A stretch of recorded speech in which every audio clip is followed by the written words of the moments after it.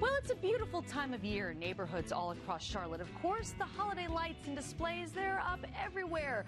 But it's also a time for homeowners to be especially careful when it comes to electricity and the threat of fires. Well, here to help us is Rusty Wise with Mr. Sparky. Hello, sir. How you doing? Hello. Thanks for having me. Yeah. Great to have you here, Rusty. Of course, lots of people are putting up their Christmas lights and their displays, but we need to be careful and keep some things in mind. Let's talk about some of the dangers with outdoor lighting.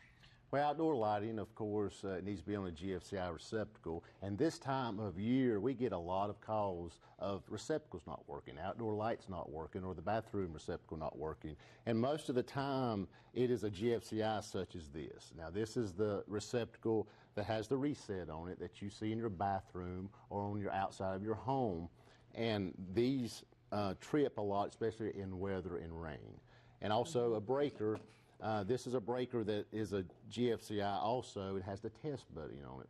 We run a lot of calls, and most of the time it's because your Christmas lights got wet, got in water, and these trip. And what I'd like to show you today is what you can do is take a Ziploc bag, and if you have drop cords or extension cords, when you plug them together, what you need to do is just put this connector in a Ziploc bag, just like this, and seal it up, and that's a weatherproof connection. So when you have extension cords laying in grass or in your landscape, it draws moisture, and that will save you a service call. We love service calls, but you know, this will save you some time and money. A plastic bag, that'll do it. Oh, I just wanted to say quickly, so that when this thing trips, all we have to do to just reset it is just press the button? Is this all we have to do? Well, you can reset it, and it should reset, but if it does it, then something's still wrong. It's either in water, wet. Okay. And if it keeps tripping, you need to call us. Okay, here's another thing. What about timers? I mean, should we put our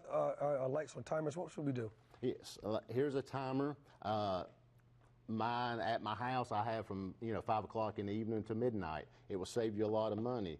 Not only save you money, but also for safety also. I brought a couple strands of lights here, and of course this is your regular incandescent. We'll plug them in, of course, white light, and this is the LED. Now the LED is a little different. It kind of, sometimes they look kind of stroby, I guess, to your lights, to your eyes. But one thing you could do to save yourself a lot of headache is take a piece of cardboard or a piece of plastic and wrap the lights around something.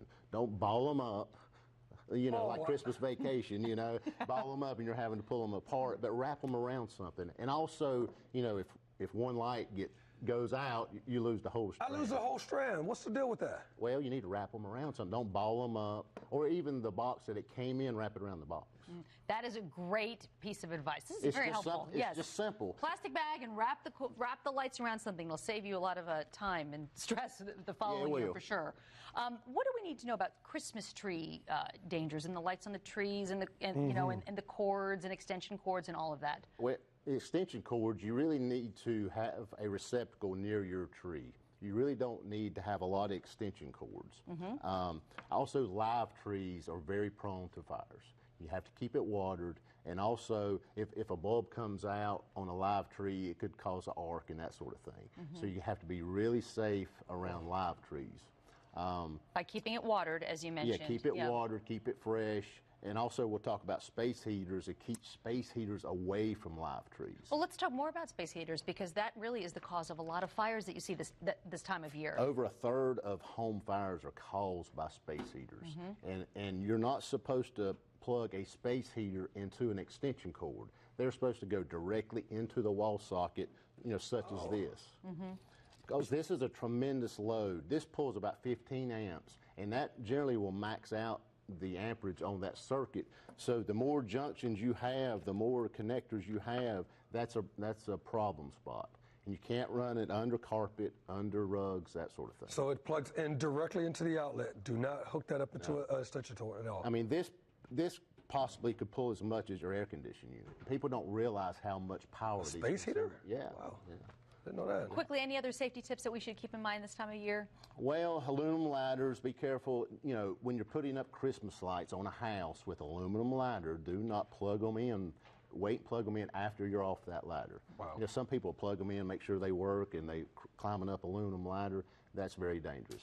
Rusty, thank you so much. Call Mr. Sparky. The number is 704-323-8006, 704-323-8006, or visit them online at MrSparkyCharlotte.com, MrSparkyCharlotte.com. Again, Rusty, thank you so much. Thanks for having me. All right, well, coming up next